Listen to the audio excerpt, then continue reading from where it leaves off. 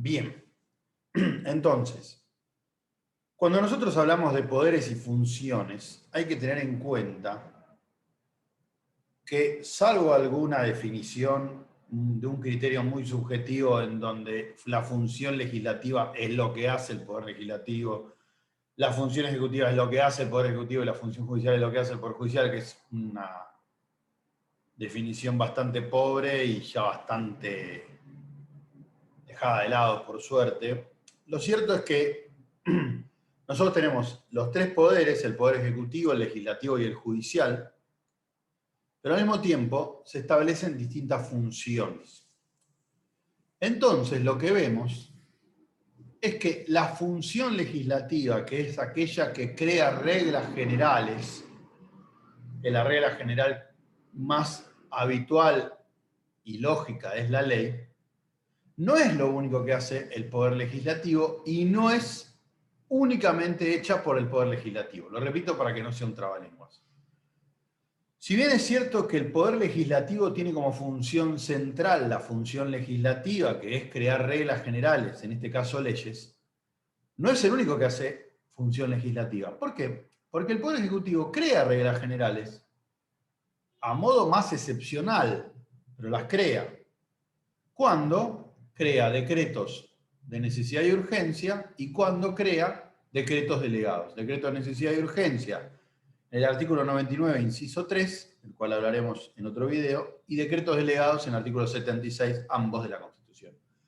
Entonces vemos como el Poder Ejecutivo también ejerce función legislativa. Y el Poder Judicial también. Menos habitual que el Poder Ejecutivo, pero también crea reglas de carácter general cuando dicta acordadas. Ahí no está haciendo función judicial el Poder Judicial, sino que está haciendo justamente función legislativa. Es decir, que si nosotros pensamos la función legislativa, pensamos que si bien el Poder Legislativo es el que más la ejerce y el que la tiene que ejercer naturalmente, los otros dos poderes, el Ejecutivo por medio de decretos de necesidad y urgencia y decretos delegados, y el Judicial por medio de acordadas, también ejercen función legislativa.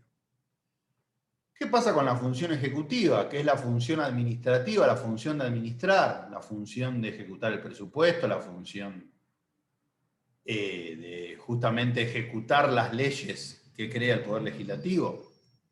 Claramente el Poder Ejecutivo es quien más ejerce la función legislativa, ejecutiva, porque es el que administra el presupuesto, el que lo ejecuta, el que ejecuta las leyes del Congreso, etc. Pero hay que pensar que tanto el Poder Legislativo como el Judicial también ejercen función ejecutiva. También ejercen función ejecutiva. Principalmente administrando y ejecutando presupuestos para su propio organismo. Es decir, el Poder Legislativo le paga sus sueldos a sus empleados, arregla el ascensor, compra resmas de papel, etc. Lo mismo hace el Poder Judicial.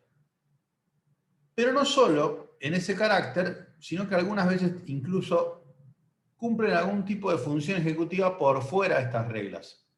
Por ejemplo, estableciendo una biblioteca, el Poder Legislativo de consulta pública, eso no es función legislativa, no está creando reglas de carácter general.